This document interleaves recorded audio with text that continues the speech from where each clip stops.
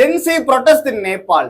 பொதுவா ஜென்சின்றவங்கள 1997ல இருந்து 2013 வரைக்கும் பிறந்தவங்கள நம்ம ஜென்சின்னு சொல்லுவோம். அதாவது 13 வயசுல இருந்து 28 வயசு வரைக்கும் உள்ளவங்கள ஜென்சின்னு சொல்லுவோம். ஒரு ப்ரொட்டஸ்ட் ஒரு மாற்றத்தை ஏற்படும். ஆனா ஜென்சி ப்ரொட்டஸ்ட் பண்றாங்கன்றதே இங்க ஒரு ஆச்சரியத்துக்குரிய கேள்வியா இருக்கு. இந்த ஜென்சி ப்ரொட்டஸ்ட்ன்றது நேபாள்ல இருக்க கவர்மெண்ட்டை முற்றிலுமா டிஸ்மேண்டில் பண்றதுக்கு காரணமா இருந்துச்சு. அங்க கேபினெட் மினிஸ்டர், பிரைம் மினிஸ்டர்னு சொல்லி எல்லாம் ரிசைன் பண்ணி மொத்த பார்லிமெண்ட் கலைக்கப்பட்டிருக்கு. அப்படி இந்த ஜென்சி ப்ரொட்டஸ்டுக்கு பின்னாடி இருந்த காரணம் என்ன? நேபாள் பல நூற்றாண்டுகளாகவே ஒரு மன்னராட்சி கீழே இருந்த நாடு. 2008 தான் நேபாள் ஒரு டெமோக்ராட்டிக் கண்ட்ரியா, ஒரு ஜனநாயக நாடா உருவாக ஆரம்பிக்குது. அதுக்கப்புறம் 2008ல இருந்தே 14 முறை ஆட்சி கலைக்கப்பட்டிருக்கு. ஒரு அரசு கூட முழுமையா 5 வருஷம் ஆட்சி செய்யாத ஒரு அரசா நேபாள் கவர்மெண்ட் இருந்துகிட்டு இருந்துச்சு. அந்த அளவுக்கு ஒரு பொலிட்டிக்கல் ஸ்டாண்ட் பலவீனமா ஒரு நாடா நேபாள் இருந்துகிட்டு இருக்கப்ப இந்த ஜென்சி ப்ரொட்டஸ்ட்ன்றது ஒட்டுமொத்த கேபினெட் மினிஸ்டர், பிரைம் மினிஸ்டர்னு சொல்லி எல்லாரும் தங்களுடைய பதவியை ரிசைன் பண்ணிருக்காங்க.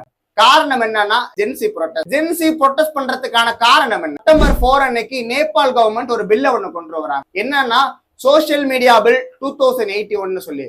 இந்த பில்லுடைய நோக்கம் என்னன்னா, அங்க இருக்கின்ற சோசியல் மீடியா எல்லா பிளாட்ஃபார்மும் நேபாள் கவர்மெண்ட் கீழே அவங்க சொன்ன குறிப்பிட்ட நாளுக்குள் ரிஜிஸ்டர் பண்ணணும். அப்படி அதை ரிஜிஸ்டர் பண்ணலன்னு சொன்னா இந்த சோசியல் மீடியா எல்லாத்தையும் பேன் பண்ணுவோம்னு சொல்லி பில்ல கொண்டு வராங்க. ரிஜிஸ்டர் பண்ணாம இருந்த 26 முக்கியமான பிளாட்ஃபார்ம், சோசியல் மீடியா பிளாட்ஃபார்மை நேபாள் கவர்மெண்ட் பேன் பண்றாங்க.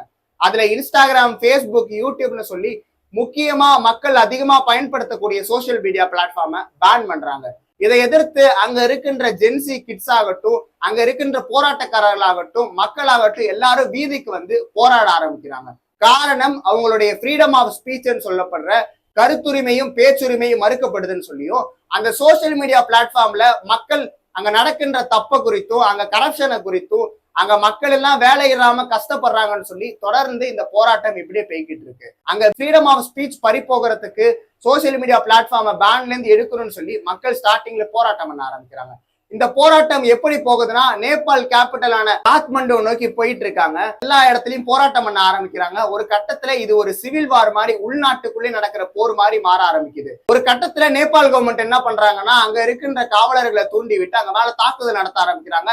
அப்ப அந்த தாக்குதல்ல 19 பேர் இறந்து போறாங்க, 200க்கும் அதிகமான பேர் காயமடைகிறாங்க.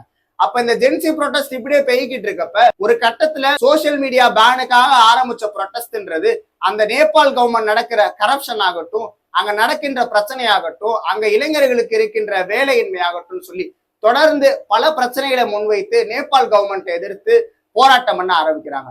இப்படி போராட்டம், வன்முறைன்னு சொல்லி தொடர்ந்து இந்த பிரச்சனையை பார்த்துக்கிட்டு இருந்த நேபாள் கவர்மெண்ட் என்ன பண்றாங்கன்னா, சோசியல் மீடியாவை பேன் பண்ணதை நீக்கிறாங்க முற்றிலுமா. அடுத்த கட்ட நகர்வா அந்த நாட்டுல இருக்க கேபினெட் மினிஸ்டர், பிரைம் மினிஸ்டர்னு சொல்லி இருக்கின்ற பெரிய பெரிய ஆட்களுடைய எல்லார் வீட்லயும் தீ வைக்க ஆரம்பிக்கிறாங்க. ஒரு கட்டத்துல பார்லிமெண்ட்லயே தீ வைக்கிறாங்க. இந்த விஷயம் நேபாள்ல தீய போல பரவ ஆரம்பிக்குது. இந்த ப்ரொட்டஸ்ட் நடத்துறதுக்கு காரணமா இருந்தவர் சுதா குருங்குன்றவர் தான். இவர் என்ன பண்றாருன்னா, 2015 இருக்கப்ப எர்த்குவாக்ல தன்னோட குழந்தை இறந்து போகுது.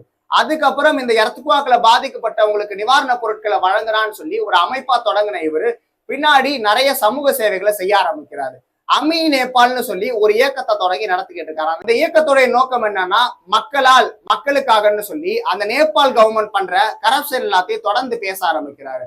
இந்த சுதா குருகு ஒரு கட்டத்துல என்ன பண்றாருன்னா, மக்கள் எல்லாரையும் ஒன்று சேர்த்து போராட்டங்கள்லான்னு சொல்லி அங்க இருக்கின்ற ஸ்கூல் படிக்கிற மாணவர்களாகட்டும், நீங்க எல்லாரும் ஸ்கூல் யூனிஃபார்மோட கையில புத்தகத்தோட போராட்ட களத்துக்கு வாங்கன்னு சொல்லி போராட்ட களத்துக்கு அவங்க எல்லாரையும் அழைச்சு வந்து கரப்ஷனை எதிர்த்தும், அங்க இருக்கின்ற வேலையின்மை எதிர்த்தும் அங்க மக்களை போராட்ட களத்துக்கு தூண்ட ஆரம்பிக்கிறார். இன்னும் சொல்ல போனா நெப்போ கிட்ஸ் ப்ரொட்டஸ்ட்னு சொல்லி இந்த போராட்டம் எப்படி போகுதுன்னா, நேபாள் கவர்மெண்ட் கீழே இருக்கின்ற அரசியல்வாதிகளோட வாரிசுகள் எல்லாம் நல்ல ஒரு வாழ்க்கையை வாழ்ந்துட்டு இருக்காங்க. அவங்க வாழ்ற வாழ்க்கையிலும் நேபாள்ல இருக்க சாதாரண மக்கள், சாமானிய மக்கள் வாழ்ற வாழ்க்கைக்கு ரொம்ப பெரிய வித்தியாசம் இருக்கு.